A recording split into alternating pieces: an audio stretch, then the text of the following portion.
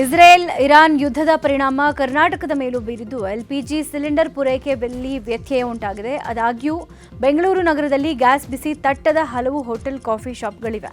Gas ಮೇಲೆ ಅವಲಂಬಿತ ಆದ ಹೋಟೆಲ್ಗಳಿಗೆ ಮಾತ್ರ ಸಂಕಷ್ಟ ಎದುರಾಗಿದೆ. ಬೆಂಗಳೂರಿನ ಹಟ್ಟಿ ಕಾಫಿ 100% ಗ್ಯಾಸ್ ಮುಕ್ತವಾಗಿದೆ. ತನ್ನ 70 ಔಟ್ಲೆಟ್ಗಳಲ್ಲೂ ಕಿಂಚಿತ್ತೂ ಗ್ಯಾಸ್ ಬಳಸದೆ ಎಲೆಕ್ಟ್ರಿಕ್ ಸ್ಟವ್ನಲ್ಲೇ ಆಹಾರ ತಯಾರಿಕೆ ಮಾಡ್ತಾ ಇದೆ. ಗ್ಯಾಸ್ಗಾಗಿ ಬೆಂಗಳೂರಿನ ಹಲವು ಹೋಟೆಲ್ಗಳು ಪರದಾಟ ನಡೆಸ್ತಾ ಇದ್ರೂ ಕೂಡ ಹಟ್ಟಿ ಕಾಫಿ ಮಾತ್ರ ಯಾವುದೇ ಸಮಸ್ಯೆ ಇಲ್ಲದೆ ನಡೀತಾ ಇದೆ.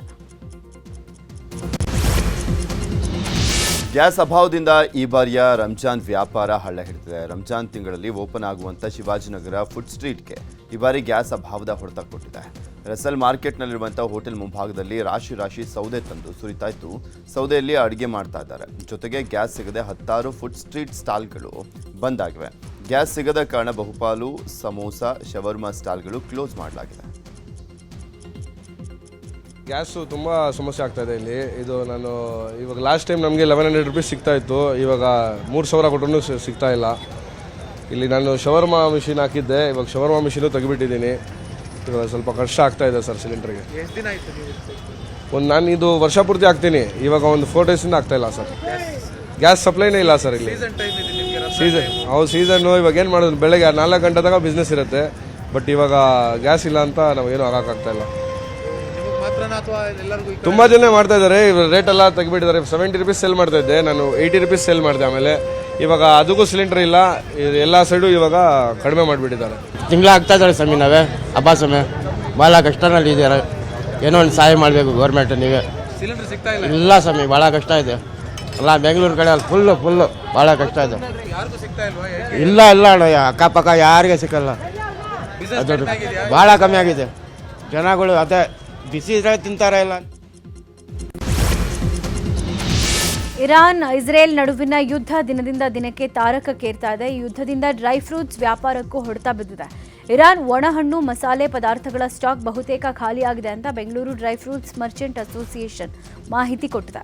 ನಗರದಲ್ಲಿ ಬಹಳ ಬೇಡಿಕೆ ಇರೋ ಇರಾನ್ ಕರಿಮೆಣಸು, ಏಲಕ್ಕಿ ಬೆಲೆ ಏರಿಕೆ ಆಗಿದೆ. ಜೊತೆಗೆ ಅಂಜೂರ, ಗೋಡಂಬಿ, ಬಾದಾಮಿ, ಪಿಸ್ತಾ ಸೇರಿದಂತೆ ಡ್ರೈ ಫ್ರೂಟ್ಸ್ ಬೆಲೆಯೂ ಏರಿಕೆ ಆಗಿದೆ.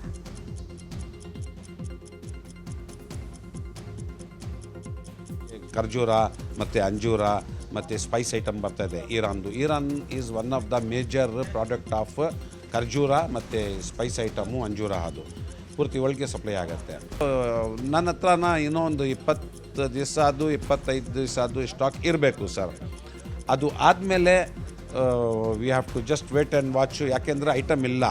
ಐಟಮು ಬಂದಾರ್ ಅಬ್ಬಾಸ್ ಪೋರ್ಟ್ ಇರಾನ್ದು, ಅಲ್ಲಿಂದು ಎಲ್ಲ ಶಿಪ್ಮೆಂಟು, ಕನ್ಸೈನ್ಮೆಂಟ್ ಎಲ್ಲ ಅಲ್ಲಿಂದ ಬರ್ತದೆ.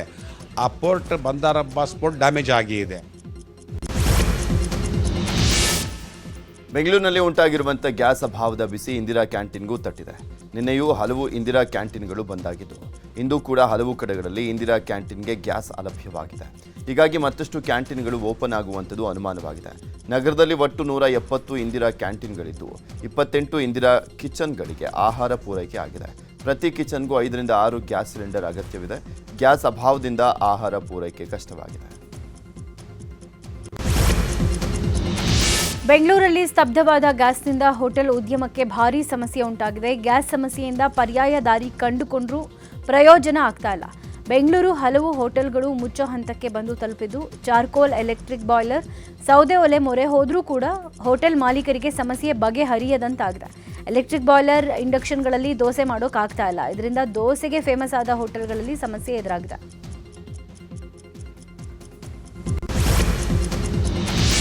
ಮಧ್ಯಪ್ರಾಚ್ಯ ದೇಶಗಳ ಯುದ್ಧ ಸಂಘರ್ಷ ಹಿನ್ನೆಲೆಯಲ್ಲಿ ಉತ್ತರ ಕನ್ನಡ ಜಿಲ್ಲೆಯ ರೆಸಾರ್ಟ್, ಹೋಮ್ ಸ್ಟೇಗಳಲ್ಲಿಯೂ ಕೂಡ ಸಮಸ್ಯೆ ಉಂಟಾಗಿದೆ.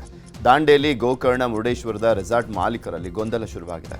3 ದಿನಗಳವರೆಗೆ ಸಮಸ್ಯೆ ಇಲ್ಲ ಅಂತ ಇರುವಂಥ ಮಾಲೀಕರು 3 ದಿನಗಳ ನಂತರ ಏನು ಎಂಬ ಗೊಂದಲಕ್ಕೆ ಸಿಲುಕಿದ್ದಾರೆ. ಪ್ರವಾಸಿಗರ ಬುಕ್ಕಿಂಗ್ ತೆಗೆದುಕೊಳ್ಳುವಾಗಲೇ ತಿಂಡಿ ಮೆನು ಬಗ್ಗೆ ಮಾಹಿತಿಯನ್ನು ನೀಡ್ತಾ ಇದ್ದು, ತಿಂಡಿ ತಿನಿಸಿಗೆ ಹೊಂದಾಣಿಕೆ ಆದರೆ ಮಾತ್ರ ಬುಕ್ಕಿಂಗ್ ಮಾಡ್ತಾ ಇದ್ದಾರಂತೆ. ಬೇಕಾದ ಅಗತ್ಯ ಇರುವ ತಿಂಡಿ ಮಾಡಿಕೊಡೋದು ಕಷ್ಟ ಅಂತ ಹೇಳ್ತಾ ಇದ್ದಾರೆ ರೆಸಾರ್ಟ್ ಮಾಲೀಕರು. ಮಧ್ಯಪ್ರಾಚ್ಯದಲ್ಲಿ ಯುದ್ಧ ಹಿನ್ನೆಲೆ ಹಾಸನದಲ್ಲೂ ಗ್ಯಾಸ್ ಅಭಾವ ಉಂಟಾಗಿದೆ. ಹೋಟೆಲ್, ಹಾಸ್ಟೆಲ್ ಸೇರಿದಂತೆ ಅನೇಕ ಕಡೆಗಳಲ್ಲಿ ಗ್ಯಾಸ್ಗಾಗಿ ಪರದಾಟ ಶುರುವಾಗಿದೆ. ಹಾಸ್ಟೆಲ್ ಸಿಬ್ಬಂದಿ ಸೌದೆ ಒಲೆಯಲ್ಲಿ ಅಡುಗೆ ಮಾಡಿ ವಿದ್ಯಾರ್ಥಿಗಳಿಗೆ ಊಟ ಬಡಿಸ್ತಾ ಇದ್ದಾರೆ. ಚಿತ್ರದುರ್ಗದಲ್ಲೂ ಗ್ಯಾಸ್ ಸಿಲಿಂಡರ್ ವ್ಯತ್ಯಯವಾಗಿದ್ದು ಗ್ಯಾಸ್ ಸಿಲಿಂಡರ್ ಸಿಗದೆ ಹೋಟೆಲ್ ಉದ್ಯಮಕ್ಕೆ ಪೆಟ್ಟು ಬಿದ್ದಿದೆ. ಹೋಟೆಲ್ ಮಾಲೀಕರು ವಾಣಿಜ್ಯ ಗ್ಯಾಸ್ ಸಿಲಿಂಡರ್ ಸಿಗದೆ ಪರದಾಟವನ್ನು ಮಾಡ್ತಿದ್ದಾರೆ. ಸಿಲಿಂಡರ್ ಇಲ್ಲದೆ ಕಟ್ಟಿಗೆ ಒಲೆಯಲ್ಲೇ ಹೋಟೆಲ್ ಮಾಲೀಕರು ಅಡುಗೆ ತಯಾರಿಗೆ ಮುಂದಾಗಿದ್ದಾರೆ.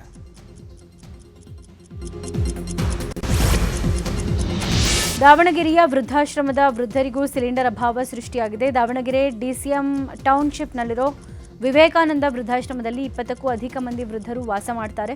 ಸಿಲಿಂಡರ್ ಕೊರತೆ ಉಂಟಾಗಿದ್ದು ಆಹಾರ ಸಿದ್ಧಪಡಿಸೋಕೆ ಹರಸಾಹಸ ಪಡುವಂತಾಗಿದೆ. ಕಳೆದ 38 ವರ್ಷಗಳಿಂದ ಆಶ್ರಮ ನಡೆಸಿಕೊಂಡು ಬಂದ ಕಾರ್ಯದರ್ಶಿ ಮರಿಯಾಚಾರ್ಯ ಪ್ರತಿಕ್ರಿಯೆ ಕೊಟ್ಟಿದ್ದು, ಸಿಲಿಂಡರ್ ಕೊರತೆಯಿಂದ ವೃದ್ಧರಿಗೆ ನೀಡ್ತಾ ಇದ್ದ ಚಪಾತಿ, ದೋಸೆ ನಿಲ್ಲಿಸಲಾಗಿದೆ. ಮುದ್ದೆ, ಅನ್ನ, ಸಾಂಬಾರು ಕೊಡಲಾಗ್ತಾ ಇದೆ. ವಯೋವೃದ್ಧರಿಗೆ ಗಂಜಿ, ಬಿಸಿ ನೀರಿನ ವ್ಯವಸ್ಥೆ ಮಾಡಬೇಕಾಗಿರುತ್ತೆ. ಸಿಲಿಂಡರ್ ಸಿಗದೇ ಇರೋದ್ರಿಂದ ತೊಂದರೆ ಆಗ್ತಾ ಇದೆ. ಈಗಾಗಲೇ ಜಿಲ್ಲಾಧಿಕಾರಿ ಹಾಗೂ ಗ್ಯಾಸ್ ಏಜೆನ್ಸಿಗೂ ಮನವಿ ಸಲ್ಲಿಸಲಾಗಿದೆ ಅಂತ ಹೇಳಿದ್ರು. ಅಡುಗೆ ಅನಿಲ ಸಿಲಿಂಡರ್ ಪೂರೈಕೆಯಲ್ಲಿ ವ್ಯತ್ಯಯ ಹಿನ್ನೆಲೆಯಲ್ಲಿ ಕೋಲಾರದಲ್ಲಿ ಅಕ್ರಮವಾಗಿ ಸಿಲಿಂಡರ್ ಸೇಲ್ ಮಾಡಲಾಗ್ತಾ ಇದೆ. 1 ಕೆಜಿ ಗ್ಯಾಸ್ಗೆ 250 ರೂಪಾಯಿಯಿಂದ 280 ರೂಪಾಯಿಗೆ ಬ್ಲಾಕ್ನಲ್ಲಿ ಮಾರಾಟ ಮಾಡಲಾಗ್ತಾ ಇದೆ. ಹೋಟೆಲ್ಗಳಿಗೆ ಪೂರೈಕೆ ಆಗಬೇಕಾಗಿದ್ದಂಥ ಸಿಲಿಂಡರ್ಗಳು ಕಾಳಸಂತೆಯಲ್ಲಿ ಮಾರಾಟವಾಗ್ತಾ ಇತ್ತು. ನ್ಯೂಸ್ 18 ಕನ್ನಡದ ರಿಯಾಲಿಟಿ ಚೆಕ್ನಲ್ಲಿ ಕಾಳಸಂತೆಯ ಕರಾಳ ಮುಖ ಬಯಲಾಗಿದೆ. ಕಾಳಸಂತೆಯಲ್ಲಿ ಕಮರ್ಷಿಯಲ್ ಸಿಲಿಂಡರ್ ಗ್ಯಾಸ್ ಮಾರಾಟ ತಡೆಯಲಿಕ್ಕೆ ಸಾರ್ವಜನಿಕರು ಒತ್ತಾಯವನ್ನು ಮಾಡಿದರು. ಇನ್ನು ಕೋಲಾರದಲ್ಲಿ ಗ್ಯಾಸ್ ಅಭಾವವನ್ನೇ ದುರುಳರು ಬಂಡವಾಳ ಮಾಡಿಕೊಂಡಿದ್ದಾರೆ. ಕೆಜಿಎಫ್ನಲ್ಲಿ ಅಕ್ರಮ ಗ್ಯಾಸ್ ರೀಫಿಲ್ಲಿಂಗ್ ಸೆಂಟರ್ಗಳು ತಲೆ ಎತ್ತಿವೆ. ಅಕ್ರಮ ಗ್ಯಾಸ್ ರೀಫಿಲ್ಲಿಂಗ್ ಅಡ್ಡೆ ಮೇಲೆ ಪೊಲೀಸರು ದಾಳಿಯನ್ನು ಮಾಡಿದ್ದು, ರೀಫಿಲ್ಲಿಂಗ್ ಬಳಸ್ತಾ ಇದ್ದಂಥ 2 ಗ್ಯಾಸ್ ಸಿಲಿಂಡರ್ ವಶಕ್ಕೆ ಪಡೆದುಕೊಳ್ಳಲಾಗಿದೆ. ಈ ಕಾಲಸಂತೆಯಲ್ಲಿ ಮಾಡುವಂಥವರು ಅದನ್ನು ಡಿಮ್ಯಾಂಡ್ ಪೂರೈಕೆ ಮಾಡಿ ಏನು ಈ ಕೋಲಾರ ಭಾಗದಲ್ಲಿ ಹೆಚ್ಚಿಗೆ ನರಸಾಪುರ ಇಂಡಸ್ಟ್ರೀಸ್ ಇರುವಂಥ ಕಡೆಗಳಿಗೆ ಹೊರರಾಜ್ಯದಿಂದ ಬಂದಿರೋಂಥ ಏನು ಕಾರ್ಮಿಕರಿಗೆ ಅವರಿಗೆ 250 ರೂಪಾಯಿ 280 ರೂಪಾಯಿ ಥರ ಗ್ಯಾಸ್ ಮಾಡುವಂಥ ಕೆಲಸ ಮಾಡ್ತಾಯಿದ್ದಾರೆ. ಇದು ಬಡವರಿಗೆ ಭಾಳ ತೊಂದರೆ ಆಗ್ತಾಯಿದೆ. ಕಾರಣಾಂತರ ಅವ್ರಿಗೆ ಅಗತ್ಯ ಇದೆ. ಭಾಳ ಸಣ್ಣ ಸಣ್ಣ ಸಿಲಿಂಡರ್ ಇಟ್ಕೊಂಡು 1-2 ಕೆಜಿ ಸಿಲಿಂಡರ್ ಇಟ್ಕೊಂಡು ಅವ್ರು ಅಡುಗೆ ಮಾಡುವಂಥ ಪರಿಸ್ಥಿತಿಲಿ ಬಂದ ಸಂದರ್ಭದಲ್ಲಿ ಇದನ್ನೇ ಅವರು ಪ್ಲಸ್ ಪಾಯಿಂಟ್ ಮಾಡಿಕೊಂಡು ಅವ್ರ ಮೇಲೆ ಸವಾರಿ ಮಾಡಿಕೊಂಡು ಹೆಚ್ಚಿನ ಬೆಲೆಗೆ ಮಾಡ್ತಾ ಇರೋದು ಇದು ಸೂಕ್ತವಾದ ಕ್ರಮ ಅಲ್ಲ. ಇದನ್ನು ಕೂಡಲೇ ಎಚ್ಚೆತ್ತುಕೊಂಡು ಸಂಬಂಧಪಟ್ಟ ಸರ್ಕಾರ, ಇಲ್ಲಿರೋ ಜನಪ್ರತಿನಿಧಿಗಳು, ಜಿಲ್ಲಾಡಳಿತ ಕೂಡ ಸೇರಿ ಅವ್ರ ಮೇಲೆ ಖಂಡಿತವಾಗಿ ಏನು ಕೂಡ ನಿರ್ದಾಕ್ಷಿಣ್ಯವಾಗಿ ಕ್ರಮ ತಗೊಂಡು ಇದನ್ನು ಸರಿಯಾದ ರೀತಿಯಲ್ಲಿ ಫಲಾನುಭವಿಗಳಿಗೆ ತಲುಪಿಸುವಂಥ ಕೆಲಸ ಮಾಡಿದರೆ ಮಾತ್ರನೇ ಇದಕ್ಕೆ ನ್ಯಾಯ ಒದಗಿಸಿದಂಗೆ ಆಗುತ್ತೆ. ಕಾರಣ ಇರೋ ಸಂಕಟದಲ್ಲಿ ಈ ಸಂದರ್ಭದಲ್ಲಿ ಸ್ಪಂದಿಸ್ತಾ ಇದ್ದಾಗೆ ಬೇರೆ ಯಾವ ಸಂದರ್ಭ ಕೂಡ ಇಂಥ ಒಂದು ಅವಕಾಶ ಅವ್ರಿಗೆ ಸಿಗೋದಿಲ್ಲ. ಮತ್ತು ಅವ್ರಿಗೆ ಆಹಾರ ಪೂರೈಕೆಯಲ್ಲಿ ಕೂಡ ಅನುಕೂಲ ಆಗುವಂಥ ಥರದಲ್ಲಿ ಎಲ್ಲಿ ಕೂಡ ಅವರಿಗೆ ಬೆಲೆ ಹೆಚ್ಚಿಗೆ ಮಾರದಂತೆ ನೋಡ್ಕೊಳ್ಳೋದು ಖಂಡಿತವಾಗಿ. ಚಿಕ್ಕಮಗಳೂರಲ್ಲಿ ಗ್ಯಾಸ್ ಸಿಲಿಂಡರ್ ಸಮಸ್ಯೆ ಹೆಚ್ಚಾಗಿದೆ. ಹೀಗಾಗಿನೇ ಸಮಸ್ಯೆಗೆ ಸಂಬಂಧಪಟ್ಟಂತೆ ಜಿಲ್ಲಾಡಳಿತ ಹೆಲ್ಪ್ ಲೈನ್ ಓಪನ್ ಮಾಡಿದೆ. ವಿತರಣೆಯಲ್ಲಿ ವಿಳಂಬ ಆದರೆ ದೂರು ನೀಡೋಕೆ ಸೂಚನೆ ಕೊಟ್ಟಿದ್ದು, 25 ದಿನಗಳ ಬಳಿಕ ಗ್ಯಾಸ್ ಬುಕ್ ಮಾಡುವಂತೆ ಜಿಲ್ಲಾಧಿಕಾರಿ ನಾಗರಾಜ್ ಸಾರ್ವಜನಿಕರಲ್ಲಿ ಮನವಿ ಮಾಡಿದ್ದಾರೆ. ಯುದ್ಧದ ಪರಿಣಾಮ ಗ್ಯಾಸ್ ಸಮಸ್ಯೆ ಆಗ್ತಾ ಇರುವಂಥ ಹಿನ್ನೆಲೆಯಲ್ಲಿ ಹಿರಿಯ ಕನ್ನಡಪರ ಹೋರಾಟಗಾರ ವಾಟಾಳ್ ನಾಗರಾಜ್ ಪ್ರತಿಭಟನೆಯನ್ನ ಮಾಡಿದ್ದಾರೆ. ಬೆಂಗಳೂರು ದಕ್ಷಿಣ ಜಿಲ್ಲೆ ರಾಮನಗರದ ಐಜೂರು ವೃತ್ತದಲ್ಲಿ ಪ್ರತಿಭಟನೆ ಮಾಡಲಿದ್ದು, ಕರ್ನಾಟಕ ಸೇನೆಯ ಕಾರ್ಯಕರ್ತರು ಸಹ ಸಾಥ್ ಕೊಟ್ಟಿದ್ದಾರೆ. ಸರ್ಕಾರ ಜನರಿಗೆ ಸೂಕ್ತ ರೀತಿಯಲ್ಲಿ ಗ್ಯಾಸ್ ಅನ್ನು ಪೂರೈಸಬೇಕು ಅಂತ ಆಗ್ರಹಿಸಲಿದ್ದಾರೆ. ರಾಜ್ಯದಲ್ಲಿ ಗ್ಯಾಸ್ ಸಿಲಿಂಡರ್ ಅಭಾವ ಹಿನ್ನೆಲೆ ಗ್ಯಾಸ್ ಏಜೆನ್ಸಿ ಮಾಲೀಕರು ಮತ್ತು ಮ್ಯಾನೇಜರ್ಗಳ ಜೊತೆ ಸಭೆ ನಡೆಸಲಾಗಿದೆ. ನಗರದ ಆಗ್ನೇಯ ವಿಭಾಗದ ಡಿಸಿಪಿ ಸುಜಿತಾ ಸಲ್ಮಾ ಅವರಿಂದ ಸಭೆ ನಡೆಸಲಾಗಿದ್ದು, 30ಕ್ಕೂ ಹೆಚ್ಚು ಏಜೆನ್ಸಿ ಮಾಲೀಕರು ಸಭೆಯಲ್ಲಿ ಭಾಗಿಯಾಗಿದ್ದರು. ಅನಧಿಕೃತವಾಗಿ ಸಿಲಿಂಡರ್ಗಳ ಸಂಗ್ರಹ ಮತ್ತು ಕಾಳಸಂತೆಯಲ್ಲಿ ಮಾರಾಟ ಮಾಡಿದ್ರೆ ಕಠಿಣ ಕ್ರಮದ ಎಚ್ಚರಿಕೆ ಕೊಟ್ಟಿದ್ದಾರೆ. ಗ್ರಾಹಕರಿಗೆ ಯಾವುದೇ ತೊಂದರೆ ಆಗದಂತೆ ಗ್ಯಾಸ್ ಪೂರೈಕೆ ಆಗಬೇಕು. ಗ್ರಾಹಕರ ಜೊತೆ ಸಮನ್ವಯದಿಂದ ಕಾರ್ಯನಿರ್ವಹಿಸೋಕೆ ಸೂಚನೆ ಕೊಟ್ಟಿದ್ದಾರೆ. ತ್ಯಾಜ್ಯವನ್ನು ಬಳಸಿಕೊಂಡು ಬಯೋ ಸಿಎನ್ಜಿ ಗ್ಯಾಸ್ ಉತ್ಪಾದನೆ ಮಾಡುವಂಥ ಝೀರೋ ಡಂಪಿಂಗ್ ಯಾರ್ಡ್ ಪುತ್ತೂರಿನ ನೆಲಭರ್ತಿಯಲ್ಲಿ ಆರಂಭವಾಗಿದೆ. ಇದೀಗ ಕೇಂದ್ರ ಸರ್ಕಾರದ ಪೆಟ್ರೋಲಿಯಂ ಅಂಡ್ ಎಕ್ಸೆಸಿವ್ ಸೇಫ್ಟಿ ಆರ್ಗನೈಸೇಷನ್ ಹಸಿರು ನಿಶಾನೆ ಸಿಕ್ಕಿರುವಂಥ ಹಿನ್ನೆಲೆಯಲ್ಲಿ ನಾಳೆ ಕಂಪ್ರೆಸ್ ಬಯೋ 223 ಗ್ಯಾಸ್ ಘಟಕ ಉದ್ಘಾಟನೆ ಆಗಲಿದೆ. ಶಾಸಕ ಅಶೋಕ್ ಕುಮಾರ್ ರೈ, ಸಂಸದ ಕ್ಯಾಪ್ಟನ್ ಬ್ರಿಜೇಶ್ ಚೌಟಾ ಉದ್ಘಾಟಿಸಲಿದ್ದಾರೆ. ಇನ್ನು ವಿಧಾನ ಪರಿಷತ್ ಸದಸ್ಯ ಕಿಶೋರ್ ಕುಮಾರ್ ಬೋಟ್ಯಾಡಿ ಸೇರಿದಂತೆ ಹಲವರು ಭಾಗಿಯಾಗಲಿದ್ದಾರೆ. ಆದಿತ್ಯ ಬೆಳಿಗ್ಗೆ 10 ನಡೆಯಲಿಕ್ಕಿದೆ. ಅಶೋಕ್ ಕುಮಾರ್ ಅವರು ಉದ್ಘಾಟನೆ ಮಾಡಲಿಕ್ಕಿದ್ದಾರೆ. ಸಭಾ ಕಾರ್ಯಕ್ರಮ ಪರಿಶೋಧನೆ ನಮ್ಮ ಎಂಪಿ ಅವರಾದ ಶ್ರೀ ಕ್ಯಾಪ್ಟನ್ ಬ್ರಿಜೇಶ್ ಚೌಟಾ ಅವರು ಮಾಡಲಿಕ್ಕಿದ್ದಾರೆ. ಅಧ್ಯಕ್ಷತೆ ನಾನು ವಹಿಸಲಿದ್ದೇನೆ. ಮುಖ್ಯ ಅತಿಥಿಗಳಾಗಿ ಕಿಶೋರ್ ಕುಮಾರ್. ರೌಡಿ ಶೀಟರ್ ಬಿಕ್ಲು ಶಿವ ಕೊಲೆ ಪ್ರಕರಣದಲ್ಲಿ ನ್ಯಾಯಾಂಗ ಬಂಧನದಲ್ಲಿದ್ದ ಬಿಜೆಪಿ ಶಾಸಕ ಭೈರತಿ ಬಸವರಾಜ್ ಪರಪ್ಪನ ಅಗ್ರಹಾರ ಜೈಲಿಂದ ಬಿಡುಗಡೆ ಆಗಿದ್ದಾರೆ.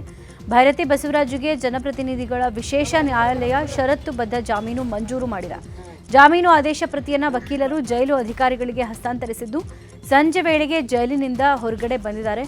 ಗೇಟ್ ಬಳಿ ಜಮಾಯಿಸಿದ ಬೆಂಬಲಿಗರು ಭೈರತಿ ಬಸವರಾಜ್ಗೆ ಅದ್ಧೂರಿ ಸ್ವಾಗತ ಕೊಟ್ಟಿದ್ದಾರೆ.